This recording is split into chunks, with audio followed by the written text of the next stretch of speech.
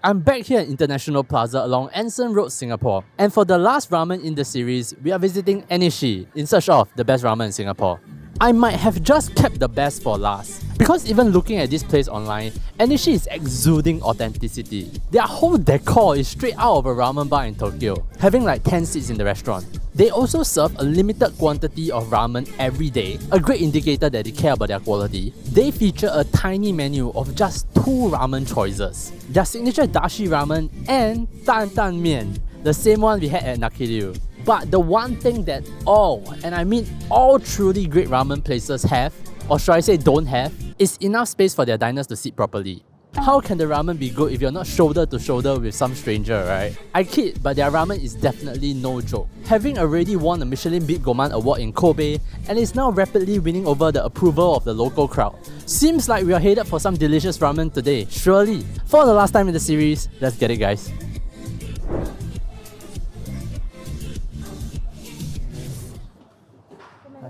Okay, thank you.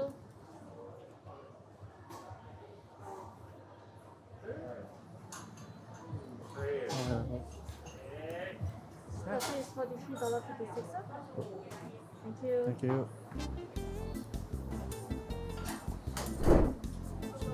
First, we have their Japanese Dashi noodle. Doesn't smell like much, but looks really good. I have 2 char siu, 2 pieces of duck, 1 egg. Well, we have the whole gang. Anyway, let's give it a go.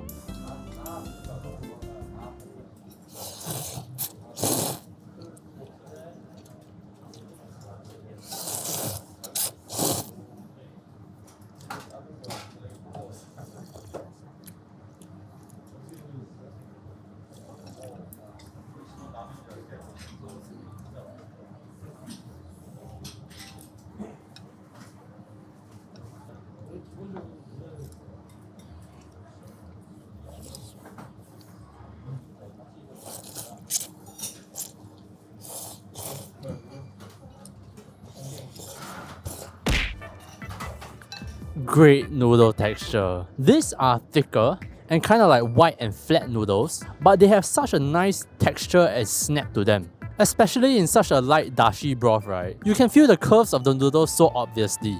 And then, they have the best egg in the series, I'm pretty sure. Not only is their marination on point, you can see how the brown hue has penetrated all the way to the yolk.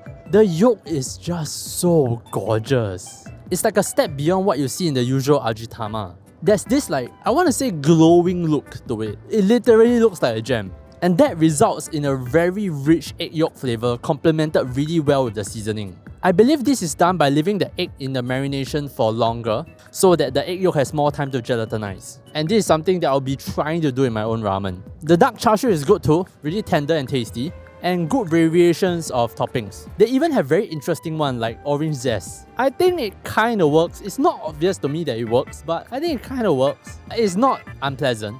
The one that might be are the onions. I personally love onions. I can eat raw onions, even when it's very sharp. I love it. With my burgers, my sandwiches, and now even my ramen. But I can imagine for some people, it will be like somebody barging into your room. Because the dashi isn't very intense. Once you bite the onion, you don't taste much else. Which brings me to the misses. I think the dashi is a little flat. It's not bad, but when you talk about Japanese dashi ramen, they usually have at least 7 tricks up their sleeves. And this was surprisingly normal. I definitely expected more after tasting the other dashi ramens in the series. I'm not sure if I can even call them dashi ramen. What does dashi ramen mean?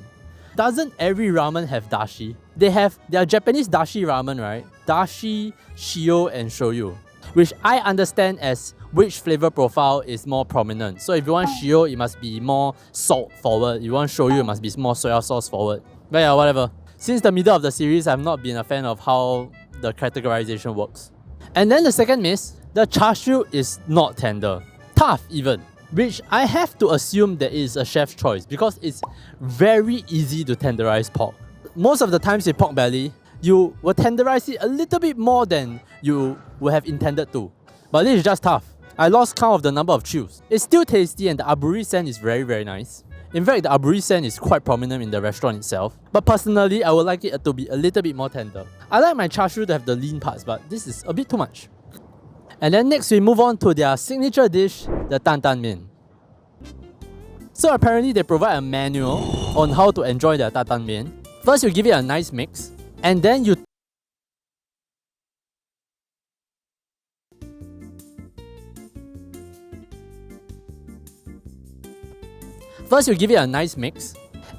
top the soft-boiled egg on top. You break the egg yolk in, and then you're ready for the first slurp. After you have had enough, you can add one of their 3 in-house made vinegars. There's orange, there's kelp, and there's spicy vinegar. I went with the orange since they added that to their previous dashi ramen. After that, towards the end of the bowl, they provide you with some broth that you can add little by little into the bowl. And this sort of opens up the flavor profile so that you can enjoy a different version of it. Anyway.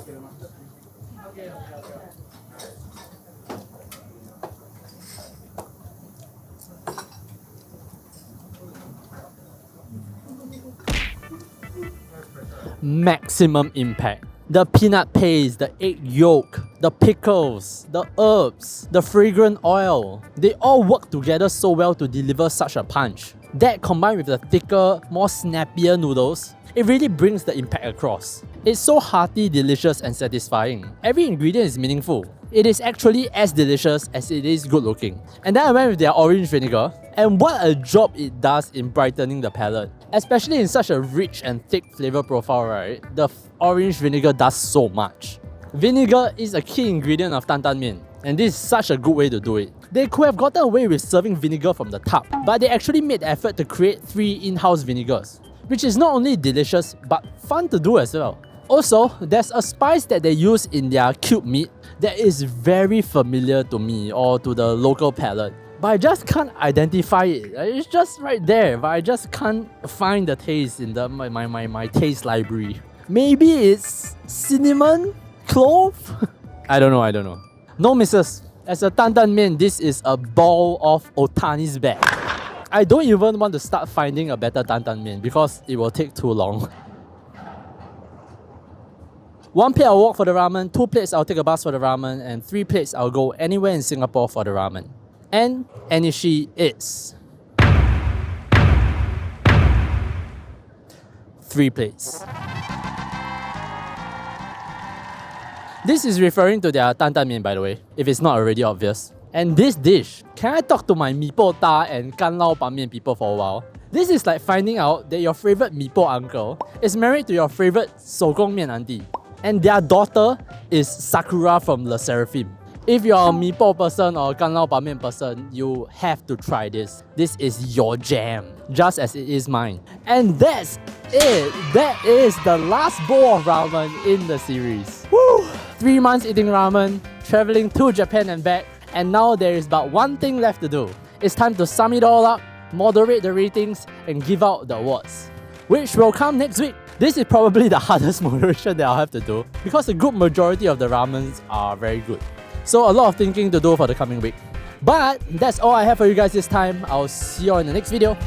Bye!